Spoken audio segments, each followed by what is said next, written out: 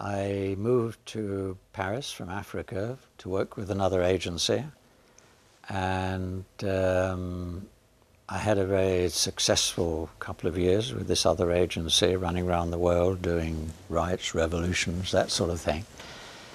Some of the Paris Magnum photographers, I got to know them, and they kind of suggested that I should join.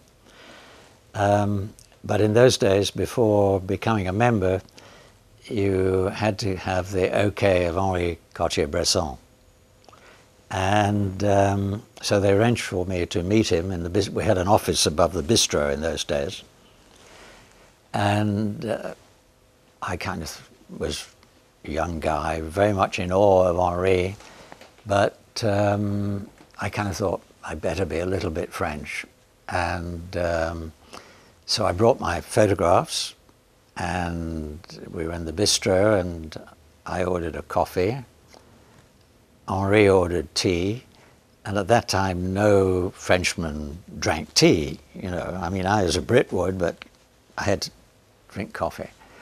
And it's not a Brit thing to tell people that you think they're great. We don't do that, you know. I mean, if I met you, I wouldn't tell you that you're a beautiful woman, as an American would, you know. It's just the difference between us.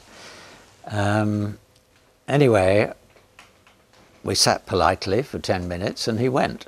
And the bureau chief, when I went back up to the office, sort of said, well, he hates you. What have you done to him, you see? And I don't know. And I told him what had happened. And he said, no, Henri never wants to see prints. He wants to see contact sheets. He wants to see how you think, you know. So they fixed up another appointment a week later, and I went down and met Henri again, and I showed him my contact prints, and I ordered tea, and I told him I thought he was a great photographer, and I was in Magnum. Things were a lot easier in those days. I think this is the one sad thing about digital photography. I mean, I love digital photography. It's great. You know, you don't have to spend your time fiddling around in the darkroom. But of course, you don't have contact prints anymore. And that is really the best way to see how a photographer thinks and how he moves and what he's doing, is to look at his contact sheets. You can learn a lot. I mean, when I was a kid, I was the youngest member then in Paris. And I could go into the office at night and look through the contact sheets of different photographers. And I learnt a lot by doing that. You know, you can really learn about a photographer and the way they work. The book itself, as you asked, was, we were all asked to produce a contact sheet. So the one I chose for something like this, for a book, it's to choose something simple, something graphic. Most people, when they look at photographs, they're not photographers. You need to grab their attention straight away. If you're talking to photographers, you can produce something a little more sophisticated in terms of the shape and what's going on. But in this case, I chose that because it was from a period of my life which was, for me, interesting. And it was from Africa. That was it, really. I chose that, and that's the one they used.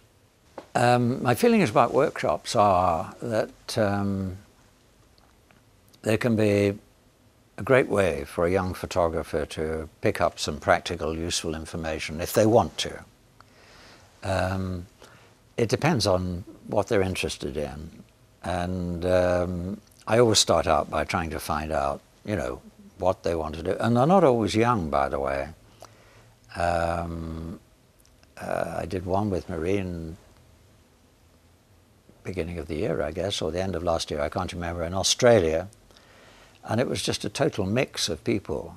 A couple of young people, but you know, one woman who really wanted to be a fashion photographer, a movie cameraman who'd had enough, middle-aged guy who'd had enough and wanted to break into photography. So you can help in many ways. You can't do much with their eye, frankly. Although you can try and help with their looking. You can try to suggest what they look for in terms of shapes and how to do it, and the practicalities you can explain. And you can usually pick up on the first morning when you ask what they want to do and you look at their pictures, you can pick up pretty well straight away who is going to be successful and who isn't. But, you know, it depends what they want to do. If they want to be a fashion photographer, and when I was really broke living in Paris, I got picked up by a German magazine who thought I was a fashion photographer. And I couldn't be a fashion photographer. It drives me crazy, you know. There are so many people involved. You've got a hairstylist, a makeup stylist, and really what you need as a photographer is develop a rapport with you flirt a little bit with the model, you know, you build up a rapport. And suddenly everything is going well, and someone comes in and says, no, the hair's not right, or the lipstick smudged, or, you know, drives you crazy. So I gave that up as soon as I could. But Magnum has a couple of photographers who are terrific fashion photographers, and, you know, they can do other things as well. I can't honestly say that I'd had an initial impression of Budapest, because I came, I think it was just for 2 days.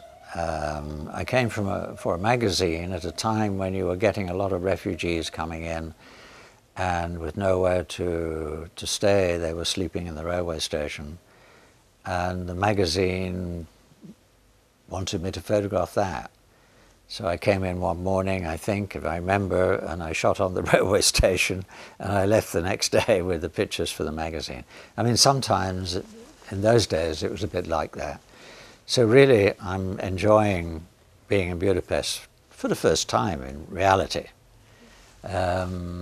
And I had a great walk around this morning, but dare I say it, I'm scared stiff because I'm a people photographer. I'm interested in buildings if I can relate people to the buildings and, you know, how the buildings work, but I need people. So I don't know what's going to happen here now with this new law. And maybe I shouldn't be talking about this, but I think it's going to impact on young photographers. I've got a couple of things I'm working on. One I've been working on for a long time, and it involves water around the world, at different levels. You know, there are a lot of problems coming. I mean, in Bangladesh, because of all the dams being built to their north, when the first hand pumps were put in, they were terrific, but now the water table has changed and arsenic is in the water table. So you go to a village and the people have sores on their arms, on their face from the arsenic poisoning. And the government paints the well red to show people, but they have to take the water.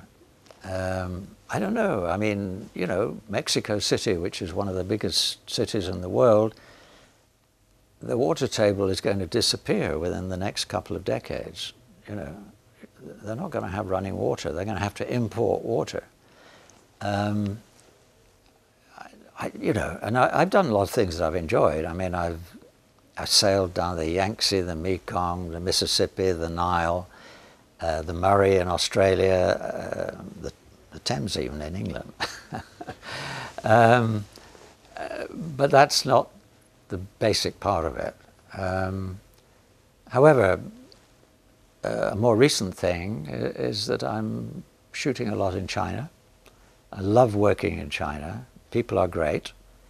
Nobody minds being photographed. You don't have to ask anybody, you know. It's just a smile, and you know, if they happen to see you, I never hide my camera, or at least I never pretend I'm doing something else. So if they see me, it's not a photograph that's any use to me, but I just take it just to show that I'm not trying to steal anything, you know. And I think I've made 17 trips to China in the last couple of years. It's terrific. And it's changing. It's changing so fast, even in a short time. I suppose the first time I went was 15 years ago. And a city that I went to then, which was not a city, it was more or less a village, which was just expanding, is now an enormous city of millions, you know. It's incredible. There's nowhere changing as quickly, that I know of. I mean, South America sometimes, but Brasilia, you know, but Magnum itself has changed. When I joined, we were more or less all sort of involved in, you know, well, we were all photojournalists to start with, and mostly we were interested in politics, social condition, that sort of thing. Now things have changed quite a lot, as the world of photography has changed, you know. We've now got people really who would call themselves fine art photographers, and they sell prints. But somehow we have to maintain 4 offices around the world and pay staffs, and that all has to come from the photographers. And as the magazine world is vanishing, or the sort of magazines that we worked for, it's becoming increasingly difficult. You know, we really we have to think a lot about the future.